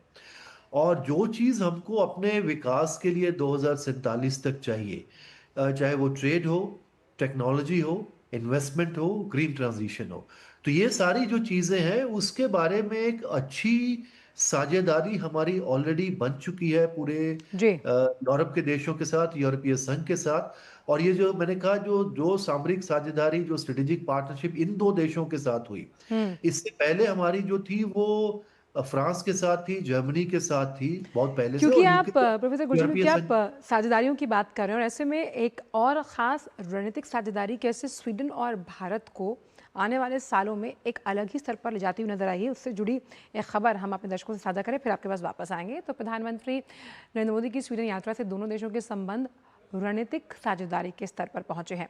अब उनका मुख्य ध्यान इनोवेशन, टेक्नोलॉजी, साथ ही साथ हरित विकास और भविष्य के सहयोग पर केंद्रित है। इन सब मुद्दों पर स्वीडन के प्रधानमंत्री उल्फ क्रिस्टर्सन से डीडी न्यूज़ ने खास बातचीत की, जिसमें विकसित भारत के लिए स्वीडन के समर्थन और भारत स्वीडन साझेदारी के भविष्य के रोड मैप, अंतरिक्ष क्षेत्र में सहयोग भी शामिल है। आइए आपको सुनवाते हैं। Swedish Prime Minister Ulf Kristersson is with us. Sir, you mentioned in your joint statement that you mentioned the word Viksit Bharat, and you'll be together on that journey and beyond. What does it mean? And Prime Minister's second visit over here, how do you see that? What has really transpired? We are extremely proud to be able to host Prime Minister Modi today, and I think, as we mentioned, Swedish companies go back more than 100 years in India. We have very, very long diplomatic relations, very strong connections in so many senses.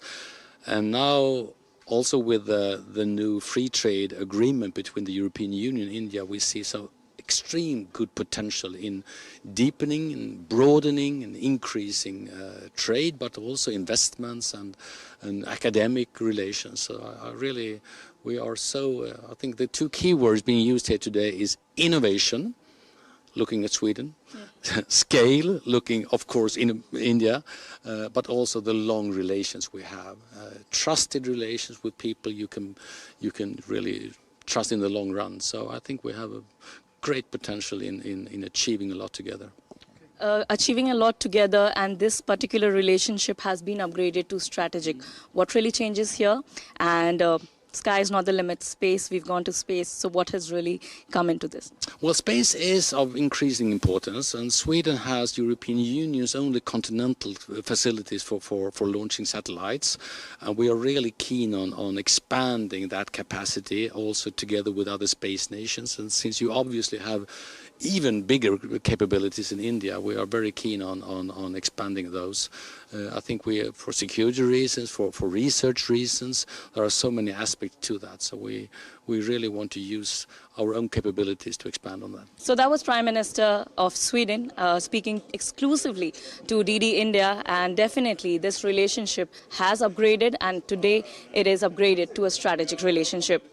With camera person Radhe Krishna, this is Shama Mishra for DD India, Gothenburg, Sweden. और professor गुलशन इस वक्त जुड़े हुए हैं हमारे साथ। Professor गुलशन, बहुत ही संक्षिप्त में द बिगेस्ट की टेक अवे अगर हम माने, जिस तरह से अभी प्रधानमंत्री जो है, अगर बात की जाए, पहले यूएई, फिर नीदरलैंड्स, फिर स्वीडन और अब नॉर्वे, और उसके बाद फिर वो इटली जाएंगे, उस लिहाज से अब तक जिस तरह से प्रधानमंत्री की ये यात्राएं हुई हैं, बिगेस्ट की टेक अवे अगर हम माने भारत के लिहाज से क्या रहेगा? भारत के लिहाज से क्योंकि 5 देशों में से 4 देश जो हैं वो यूरोप के हैं, और यूरोप के देशों के साथ ये एक लंबी कड़ी है हमारी जो समझौतों की अभी शुरू हुई है। उनको एक ढंग से हम एक यूरोपीय संघ के साथ हम एक तरीके से बात कर रहे हैं, क्योंकि कुछ कॉम्पिटेंसीज जैसे ट्रेड, इन्वेस्टमेंट वगैरह वो उनके साथ है। उसके बाद जो द्विपक्षीय संबंध है हमारे यूरोप के देशों के साथ, उसको हम एलिवेट कर रहे हैं, एक के बाद एक हम देख रहे हैं। पहले हमने इटली के साथ भी स्ट्रेटेजिक पार्टनरशिप किया था, पोलैंड के साथ भी किया था, ग्रीस के साथ भी किया था, अभी 2 देश उसके अंदर और जुड़ गए हैं। और उसके बाद हम उन देशों के साथ एक समूह से भी हम बात कर रहे हैं, जैसे अभी नॉर्डिक देश हैं जिसमें 3 यूरोपीय संघ के हिस्सा हैं, 2 उसके नहीं हैं। तो एक तो पूरी वो स्ट्रेटजी है कैसे अलग अलग तरीके से हम उसको डील करें।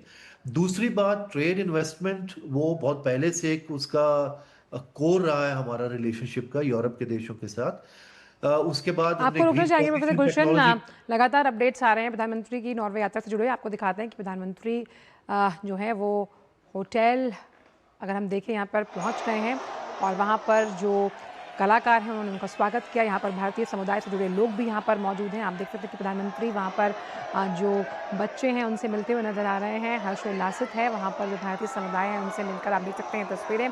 प्रधानमंत्री अपनी यात्रा के इस पड़ाव में नॉर्वे पहुंच चुके हैं, और यहाँ पर सांस्कृतिक प्रस्तुति हुई होगी, और उस लिहाज से यहाँ पर जुड़े हुए जो भारतीय समुदाय के लोग हैं हाथों में मां भारती के झंडे हैं और प्रधानमंत्री नरेंद्र मोदी नॉर्वे की यात्रा पर हैं, जहां पर होटल पहुंचने पर जो प्रवासी भारतीय हैं, भारतवंशी हैं, उन्होंने उनका बेहद खूबसूरती से स्वागत किया। आप देख सकते हैं कि जिस अलग अलग वेशभूषा में यहाँ पर बच्चे मौजूद हैं, एक भारत श्रेष्ठ भारत की वो तस्वीर साफ तौर पर नजर आ रही है। तो प्रधानमंत्री नरेंद्र मोदी नॉर्वे की यात्रा पर हैं। प्रधानमंत्री के होटल पहुंचने पर प्रवासी भारतीयों ने उनका पारंपरिक तरीके से स्वागत किया। यहाँ एक भारत श्रेष्ठ भारत की जो है झलक देखने को मिली, क्योंकि विविधता में एकता की पहचान के लिए बड़ी संख्या में युवा भारत के राज्यों के पोशाक में नजर आए। जैसा कि मैंने कहा भी था कि अलग अलग भारत के रंगों को यहाँ पर दिखाते हुए उसकी छटा बिखेरते हुए नजर आए। किसी भारतीय बच्चे ने वहाँ पर पंजाब की पोशाक पहनी कि पंजाब की मिट्टी क्या कहती है। कहीं हमें यहाँ पर दक्षिण भारत का भी एक बहुत ही खूबसूरत विहंगम अनुपम छटा यहाँ पर नजर आ रही है पोशाक के जरिए। आप देख सकते हैं और कैसे हाथ जोड़कर अभिवादन कर रहे हैं प्रधानमंत्री का ये बच्चे, जो कि कहीं ना कहीं स्वागत करने के लिए मौजूद हैं प्रधानमंत्री का। आप देख सकते हैं ये खुशी हर्षोल्लासित होते हुए नजर आ रहे हैं वहाँ पर भारतीय समुदाय से जुड़े हुए लोग। और यही भारत की खूबी है। भारत की इसी खूबी को हम एक भारत श्रेष्ठ भारत कहते हैं, जहाँ पर अलग अलग रंग हैं और इस अलग अलग रंग और ढंग को अगर हम देखें, लेकिन जो संदेश है वो यही है कि एकता में अनेकता। भारतीय समुदाय वहाँ पर खुश होता हुआ, हर्षोल्लासित होता हुआ, प्रधानमंत्री भी उनके अभिवादन को आत्मसात करते हुए नजर आ रहे हैं। आप देख सकते हैं कि राज्यों से जुड़ी हुई अलग अलग पोशाकें हैं यहाँ पर।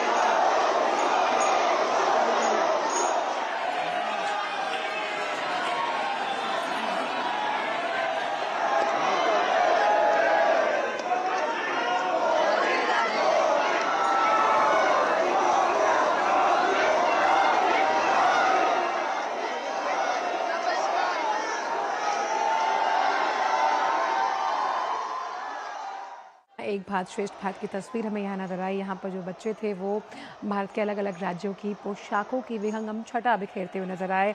आप देख सकते हैं यहाँ पर बात हो पंजाब की, गुजरात की, राजस्थान की, तो उस राज्य की पोशाक में वहाँ पर नजर आए और हाथ जोड़कर नमस्कार करते हुए प्रधानमंत्री का अभिवादन कर रहे हैं। यही तो भारत है, जो हम किसी भी देश पहुँच जाएं, भारत अपनी इस छटा को बिखेरने में हमेशा जो है वो कारगर साबित होता है। आप देख सकते हैं कि प्रधानमंत्री के चेहरे की खुशी, वहाँ पर जो लोग उनसे मिलने के लिए सुबह से थे वो भी हर्षोल्लासित होते हुए नज़र आ रहे हैं और बड़ी संख्या में यहाँ जो युवा हैं वो भारत के राज्यों की पोशाक में नज़र आए, आप देख सकते हैं। और जिस तरह से प्रधानमंत्री जब भी अलग अलग देशों की यात्राओं पर जाते हैं और वहाँ पर जो भारतीय समुदाय है या भारतीय युवा है वो उसी तरह से प्रधानमंत्री का स्वागत, अभिनंदन करता है। प्रधानमंत्री उनके इन भावों को हमेशा आत्मसात करते हुए नजर आते हैं और भारत की यही विविधता उसकी सबसे बड़ी विशेषता है, जो उसे कई अलग जो देश हैं उनसे अलग अनूठा बनाती है।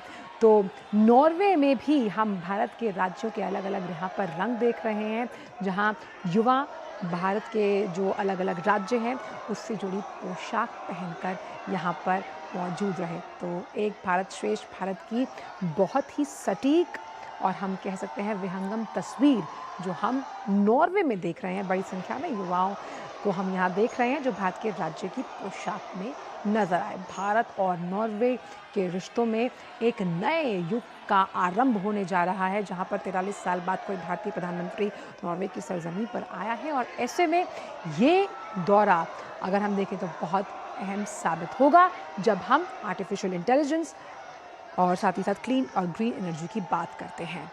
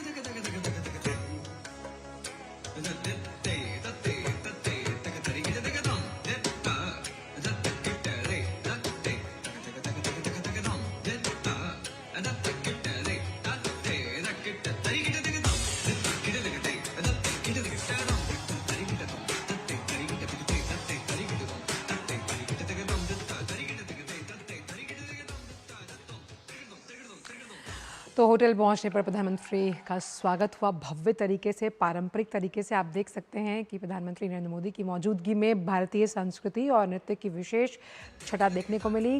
वहां पर जो कलाकार मौजूद थे उन्होंने भरतनाट्यम की बहुत ही सुंदर प्रस्तुति प्रधानमंत्री के समक्ष पेश की। आप देख सकते हैं छोटी छोटी बच्चियां हैं जिन्होंने भरतनाट्यम की सुंदर प्रस्तुति यहाँ पर पेश की है। और उस लिहाज से हम देख सकते हैं कि ये भव्य स्वागत बेहद ही पारंपरिक तरीके से जो भारत के गौरवशाली इतिहास, उसकी संस्कृति, उसकी सभ्यता का सटीक परिचय देता हुआ नज़र आता है। आप देख सकते हैं यहाँ पर जो भारतीय कलाकार हैं उन्होंने भरतनाट्यम की इतनी खूबसूरत प्रस्तुति प्रधानमंत्री के समक्ष प्रस्तुत की। हमने देखा कि इस प्रस्तुतिकरण के बाद प्रधानमंत्री ने उनसे वार्तालाप भी किया और बहुत ही खुशी से वो अपने भावों को व्यक्त करते हुए एक कलाकार जो कि छोटी छोटी बच्चियां हैं वो यहाँ पर नजर आई। और प्रधानमंत्री ने भी इस भारतीय शास्त्रीय, जब हम नृत्य की बात करते हैं, हम बात करते हैं भरतनाट्यम की इस सौंदर्यवान प्रस्तुति की, उसका आनंद लिया, जहाँ पर ये कलाकार भरतनाट्यम की इतनी विहंगम प्रस्तुति करते हुए नजर आए प्रधानमंत्री के समक्ष। और इस बार की अगर बात की जाए तो प्रधानमंत्री का जो भव्य स्वागत यहाँ होटल पहुँचने पर हुआ नॉर्वे में, वो पूरी तरीके से भारतीयता से ओतप्रोत था। जहाँ हमने एक भारत श्रेष्ठ भारत की तस्वीर देखी और साथ ही साथ हमने देखा कि किस तरह से भारत की संस्कृति, भारत की सभ्यता को बहुत ही खूबसूरत तरीके से प्रधानमंत्री के समक्ष पेश किया गया। तो संस्कृति और शास्त्रीय नृत्य की अनुपम छटा यहाँ देखने को मिली और प्रधानमंत्री इन कलाकारों की प्रस्तुति का आनंद लेते हुए नजर आ रहे हैं। भारतीय समुदाय ने बड़े ही उत्साह के साथ प्रधानमंत्री का स्वागत किया है। और ये हमेशा से जब भी प्रधानमंत्री विदेश यात्रा पर होते हैं तो किस तरह वहाँ का जो भारतीय समुदाय है, क्योंकि आप भारतीय को भारत से बाहर कहीं भी रख लीजिए, उसके दिल में भारत के लिए, उसकी सभ्यता के लिए, संस्कृति के लिए हमेशा से वो धड़कता रहेगा। और यही भाव कहीं ना कहीं या यूँ कहें ये भावनाएं इसी तरह से निकलकर सामने आती हैं। हम देख सकते हैं बहुत ही खूबसूरत प्रस्तुतिकरण शास्त्रीय नृत्य का, भरतनाट्यम।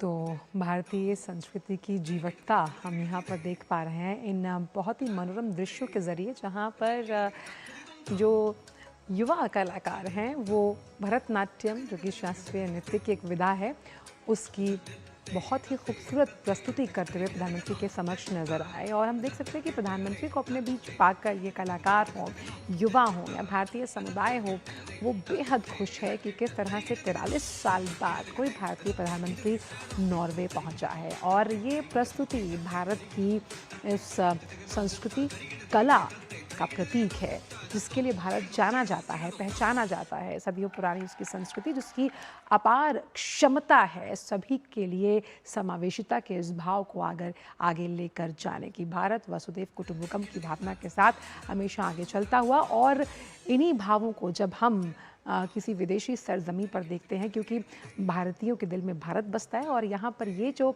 भरतनाट्यम की प्रस्तुति है, ये इसी बात का सटीक उदाहरण है, जहाँ पर कलाकार बेहद खुश होकर इस प्रस्तुतिकरण को प्रधानमंत्री के समक्ष पेश करते हुए नजर आए। उसके बाद हमने देखा कि उन कलाकारों ने, जिसमें छोटी बच्चियां भी मौजूद हैं, उन्होंने प्रधानमंत्री से बात की और उनकी आंखें और उनकी वो खुशी, उनकी वो मुस्कान बता रही थी कि प्रधानमंत्री को अपने बीच पाकर कितने खुश और हर्षोल्लासित हैं नॉर्वे में रहने वाले जो भारतीय हैं। और ख़ास तौर पर जो भारतीय, हम कह सकते हैं प्रवासी भारतीय होते हैं, उनके लिए इस तरह के जो मोमेंट्स होते हैं वो रीजेनुएट करने के होते हैं कि कैसे जब वो अपने सामने भारत को, छोटे भारत को देखते हैं, क्योंकि एक तो अपनी मिट्टी से वो दूर है, लेकिन उस मिट्टी की खुशबू को यहाँ बिखेरने में कोई कोर कसर नहीं छोड़ी। प्रधानमंत्री का भव्य तरीके से स्वागत किया, पारंपरिक स्वागत किया गया।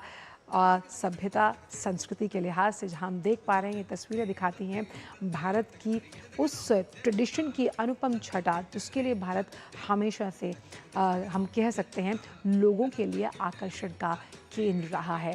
तो भरतनाट्यम की बहुत ही प्यारी प्रस्तुति वहाँ पर कलाकारों के द्वारा यहाँ पर प्रधानमंत्री के स्वागत के लिए की गई। और जब हम भारत और नॉर्वे की बात करते हैं कि कई दशकों पुराना भारत और नॉर्वे का रिश्ता रहा है, और कैसे जब हम सांस्कृतिक लिहाज से दोनों देशों में पीपल टू पीपल कांटेक्ट की बात करते हैं, और जो प्रवासी भारतीय रहते हैं नॉर्वे में, उनके दिल में भारत हमेशा से बसा हुआ है।